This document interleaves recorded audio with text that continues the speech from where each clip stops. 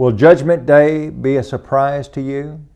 Welcome to this, your daily 180 Bible study. We're looking at the principle of Acts chapter 17, 30, and 31, that God now commends all men everywhere to repent, and that He has appointed a day on which He will judge the world in righteousness.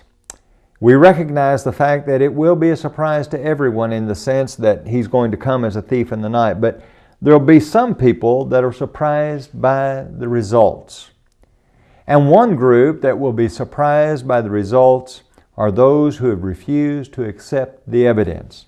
In Romans chapter 1, verse number 20 beginning, Paul would say, "For since the creation of the world, His invisible attributes are clearly seen, being understood by the things that are made, even His eternal power and Godhead, so that they are without," now get this, they are without excuse. There's no excuse.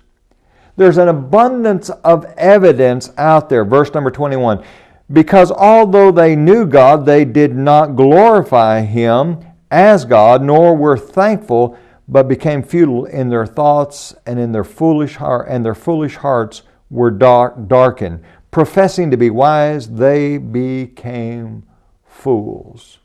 Now, isn't that interesting? It makes me think about Psalm 14 and verse 1.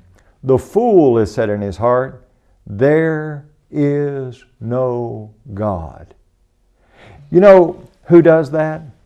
Who falls into the category of being that kind of fool? The person who closes their eyes to the evidence.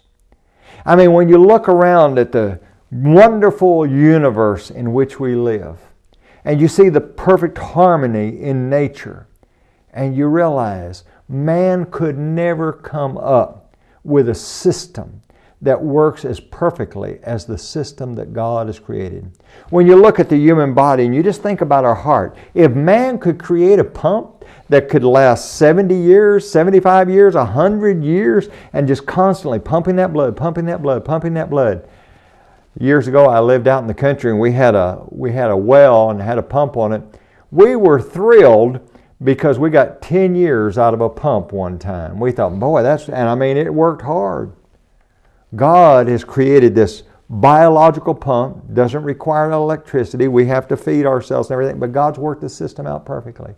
Yet many people ignore the evidence that's before them, and they're fools, and they say there is no God. They'll be surprised on Judgment Day.